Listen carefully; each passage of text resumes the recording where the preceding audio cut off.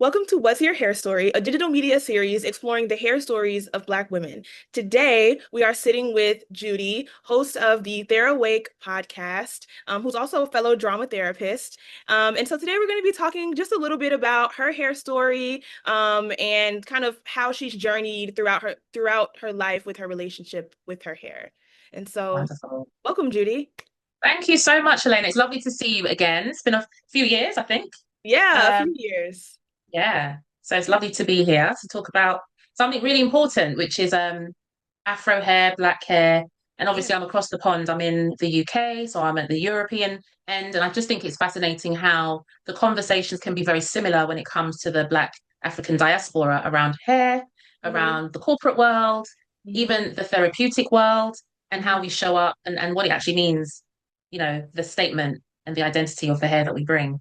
Absolutely. And it's so interesting too because obviously, right, our hair stories hold so much history, so much culture, so much information, right? And so I think it's one of those things that a lot of Black women hold really close and personal to them. And so I think it's important to hear those stories said out loud, right, from different various Black women, right? Because we can find different similarities, like you were saying, even from across the pond around the world, right? We all hold these beautiful, personal, vulnerable hair stories that we each can kind of relate to in various ways and connect with.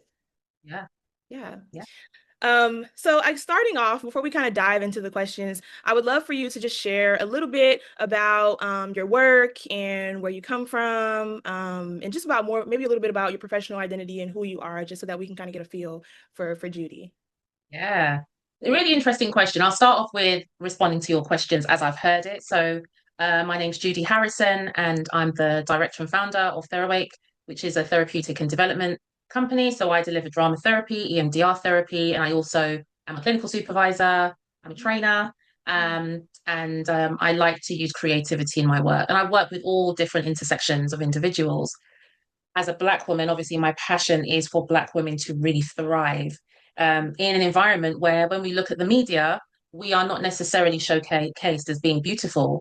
So we're looking at skin tone, we're looking at hair texture, we're looking about, what comes across as soft Mm-hmm. and open and accessible, and what comes across as undone and rough and a bit scary, and how that's also promoted. And I guess my relationship with my hair is quite a complex one. So a background about me, my parents are from Jamaica, Hmm. and they met in the UK and got married and had a family out here in the UK. And I'm the last of five children, so I was born in the UK. And from very young, I suppose being the last one, I think by the time my mum got to my hair, she was pretty fed up of the Hmm. Sunday washing the hair, greasing the scalp, sitting between her legs, her having to pull it and comb it and twist it. And I used to have the you call it buntu twists. Yeah. Yeah, like Um, Bantu twist or Bantu Bantu twist, knots. that's Yeah. it. Mhm. And we would call it in Jamaica shiny bumps. Ah, So it'd be yeah. little shiny bumps. Oh, And then when you let yeah. it out, little soft curls, right? Mhm. And my hair texture was never quite a 4C, Mhm. um, but it had shrinkage. So that's how I would kind of determine my hair as the type of hair that it was soft, it was very much an afro, and obviously water gets to it and it would shrink, right?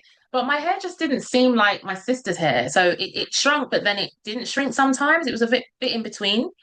So I remember by the age of, I want to say 9 or 10, I Mhm. said to my mum, I want to have a curly perm.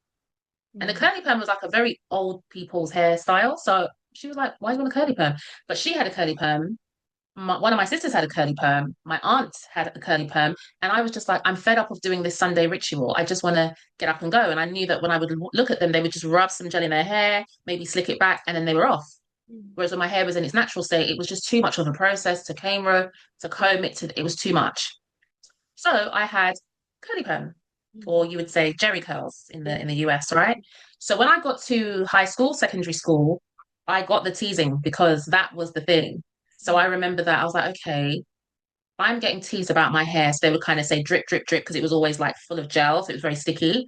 And I was like, how am I going to maneuver this? Because I need to have the Jerry curl because I need the ease of it. So I discovered I looked at kind of the older girls, maybe in you'd say maybe grade 11 or Yeah. grade 12, and they would have a curly perm, but they would comb it back. So it wouldn't be quite a straight perm, but it would be manageable. It would be easy and light to just put up in one. So that was my little hack. So I kind of did that for a few years. Um, and then the straight perm came in. Mm, So I was begging for a straight perm because that perm is stronger than the curly perm. right. And I wasn't allowed to have straight perm until I guess I was at college, or it's not university. What a college age would be for me 17, 16, 17.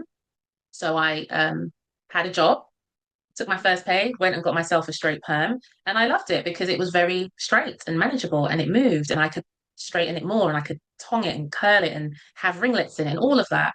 And Mhm. back then, those perms were very strong. So you couldn't have it on for too long when you went to the hairdressers because they'd literally say, oh, as soon Right, as it yeah. stings, we'll wash it out, right? Mhm. We think about it now, we just think about the damage that it's done to the Yeah. scalp and even the blood vessels, all of that. So I did that for a few years. Then I noticed I was just getting itching and scabs in my scalp. Mhm. So then I believe I moved on to having braids. Yeah. So I would have the braids. That was good, you know. It was like an immediate facelift. So I would have my braids freshly done and put it up in one and all of that. Um, but what I did notice is that the more I changed my hair to look more Eurocentric, the more attractive I would seem, Mhm. especially to the opposite sex. And Mhm. obviously, when you're younger, that's really important how you come across to the world, especially in the dating pool. So I was like, okay, my natural hair is unattractive. Mhm. So I Yeah. just didn't have a relationship with my natural hair. Mhm. Yeah.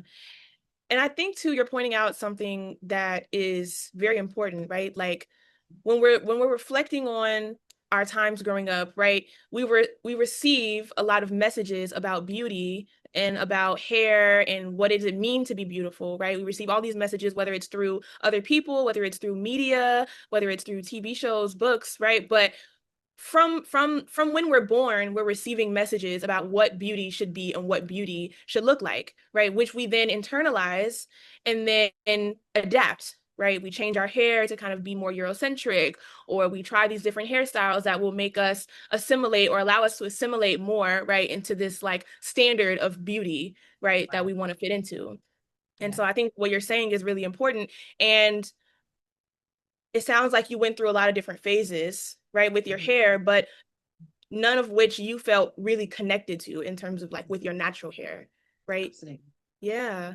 And so I'm curious, and so what ages, I would say what age maybe from which ages were these periods between? So the braids happened in, I'd say, between 16 and 18. Okay. And then I went to straight into university at 18. So that's your equivalent of college. So to do my undergrad. Hmm. And that's when I suppose the style then was to have the bonding glue. So you get the weave and Yeah. then literally glue it to your Do hair. it. Go to the hairdresser, they would glue it. Yeah. Um, and that was very acceptable because I suppose we looked up to the States in terms of like, I Mm. don't know, reading Essence magazine and Word Up magazine, and that's where we got our beauty standards from, or Mm. seeing music videos on cable TV. So MTV we would watch, or The Box, which is like a music channel with all the latest videos. And we kind of aspired to what the American women were doing with their hair, which was laid flat Yeah. back then. So that's what we desired to have our hair laid flat. Hmm. And it was two extremes. Either your hair was laid flat or I think locks were a thing. I think if you had locks, it's because your family integrated you into having locks. Mm. But other than that, it wouldn't be, oh, I want to lock my hair. That would tend to be the older women. Right. So yeah, that was then. And then after university, I definitely remember going to work in Yeah. my career.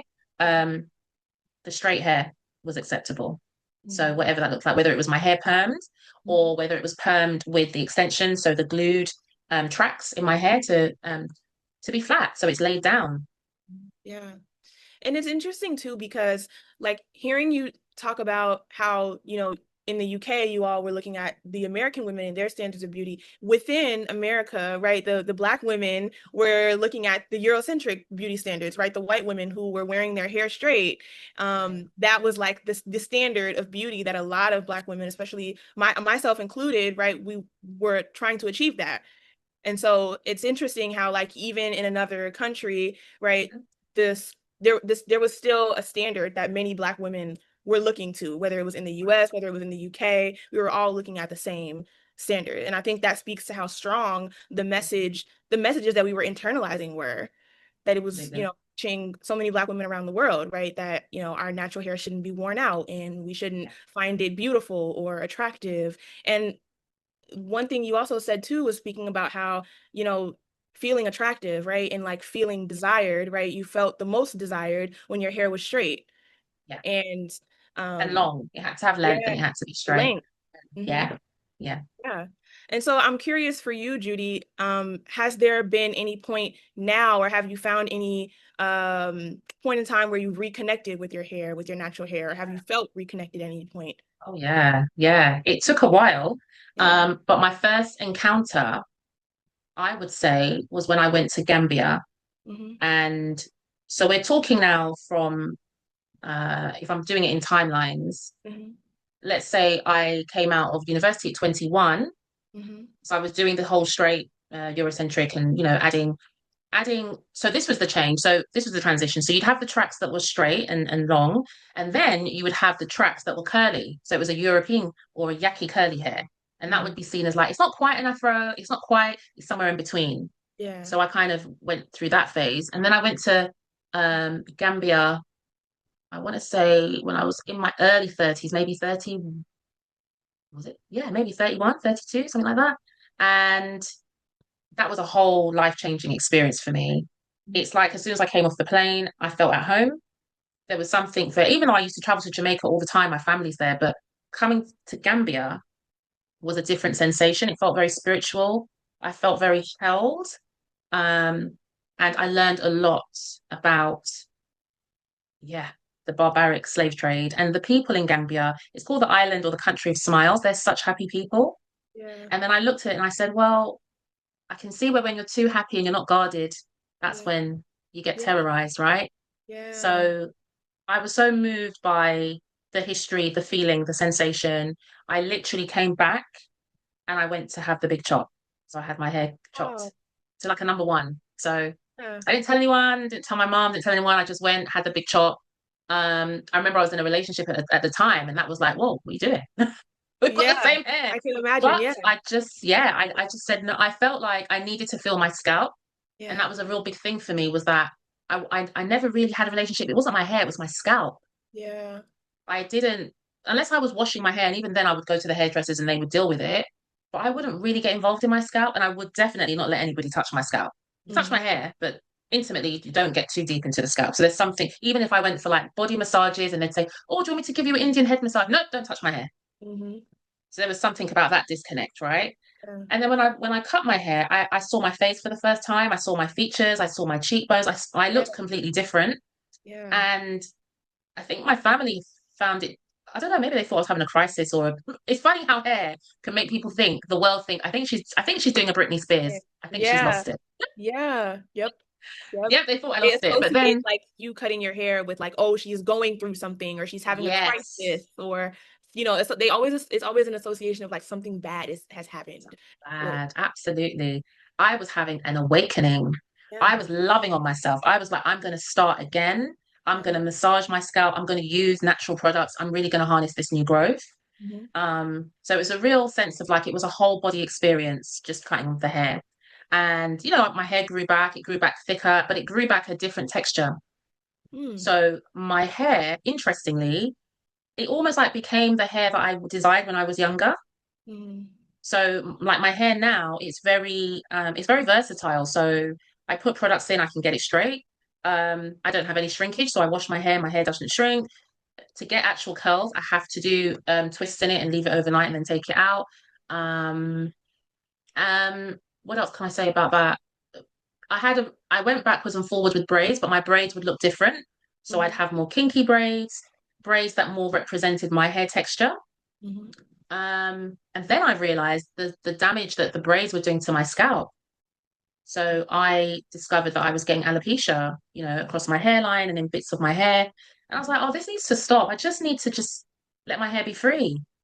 Yeah. Um, and I guess that's been the message for me going onwards. If you don't like it, that's you, that's not me. I Mm. also found the way that, especially men, how they would respond to me was based on my hair. Yep. So if my hair was very like an afro or out, or maybe I had a kinky twist, I'd be referred as a sister. Hey, Hmm. my sister, how you doing, sis? Mhm. When my hair was straightened, flat, or even a European kind of curly, that was more sexualized. Mm. I'd become more visibly attractive. And the way that men would speak to me would be like, okay, you see me in that light. But the Right. moment that I kind of become more in my natural state, it's like, oh, okay, you're like a sister, you're a cousin, you're a home girl, you're safe. Mm. Mm. That's really interesting because so a lot of things. I think it's really interesting, right? Because when we are wearing our hair in a more of a natural state, right, and being approached as like sister, homegirl, like, or whoever, it almost feels like, and I'm going to speak from my experience. When Black men approach me, when my hair is in its natural state, it feels like they are seeing me as more of maybe like their friend or their sister or their family or their mother, right? I'm being seen in this more of like a familial role. Whereas when my hair well, my hair is locked now, but when I used to wear it like straight and I used to wear wigs and stuff like that, um I definitely can connect with that of like I felt more desirable. Like I felt like more eyes were on me and I was being like sexualized and I was being looked at in this very like specific attractive way that felt very different. And I think those two like roles and images, drama therapy, are just very like they stand out to me a lot because they're so different. And I think it just really speaks to, again, the beauty standards, right, that we're seeing or that we see in society, and how Black women are usually not as desirable when we are put up against white women, or or even like lighter skinned women, Yeah, right, that may yeah, still be Black, but they're lighter skinned, right? And so I just think it's very interesting how we're perceived based on how we're presenting, especially when it comes to hair. 100%. Yeah, Yeah. totally in agreement with that. Yeah. Um, and also it can become an accessory. So if you're going to a corporate event or an award ceremony or a wedding or something where you have to be fancy and dressed up, it's Yeah. like, okay, things need to be done in a Eurocentric way that's seen as Right. beautiful, right? Yeah. Or put together or Together. professional. Mm-hmm. Yes. Mm-hmm. Yeah.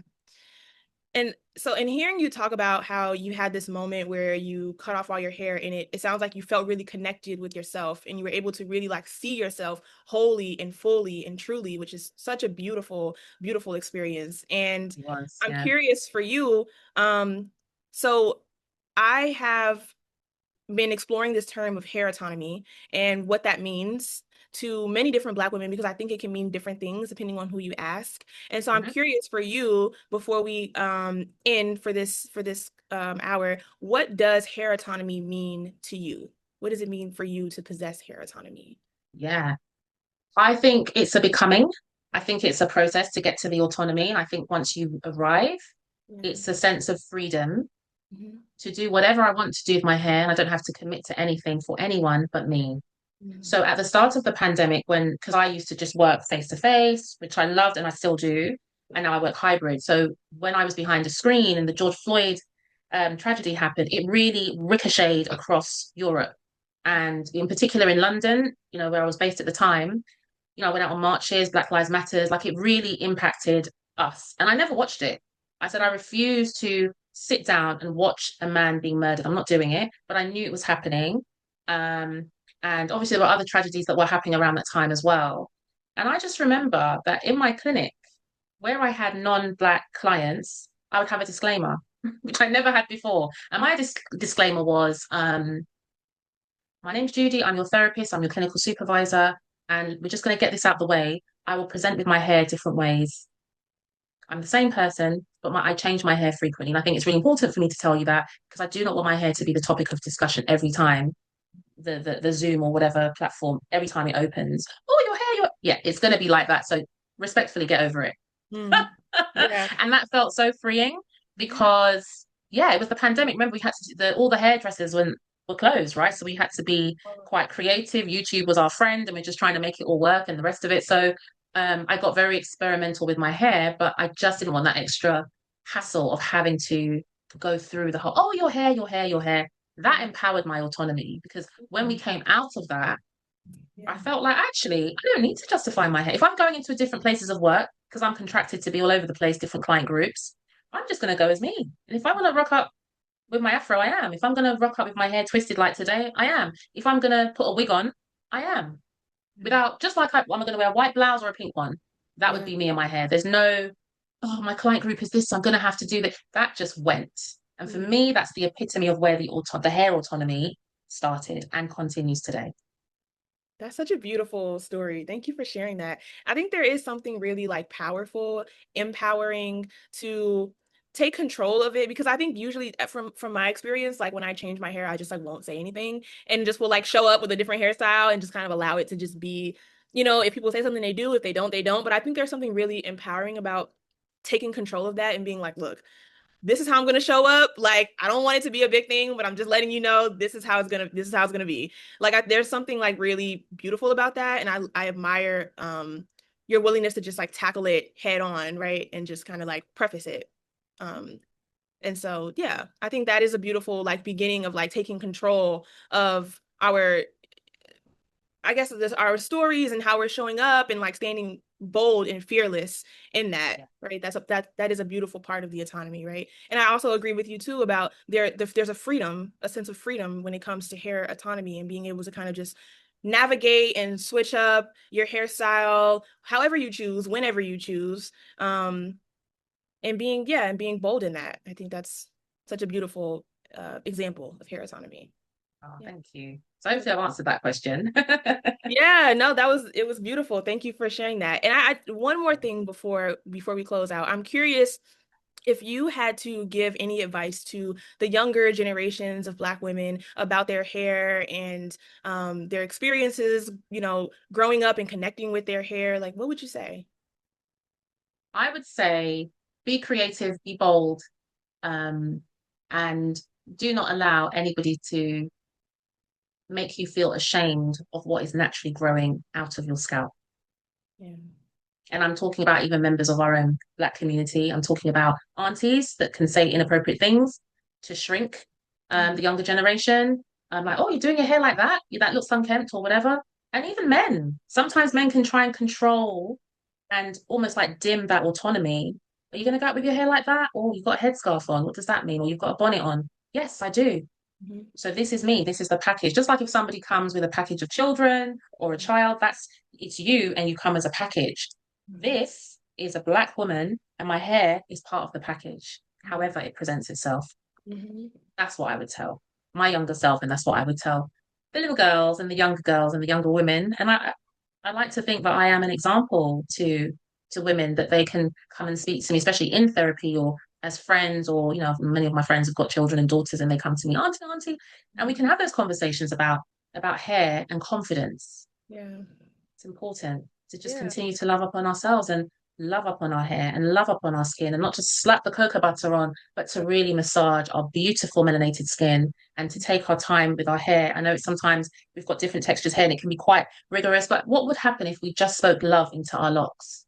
Mhm. How could that change our Sunday process of wash day? It might make it more, um, it might make it more. Now I'm going to drama therapy. I'm looking about an image of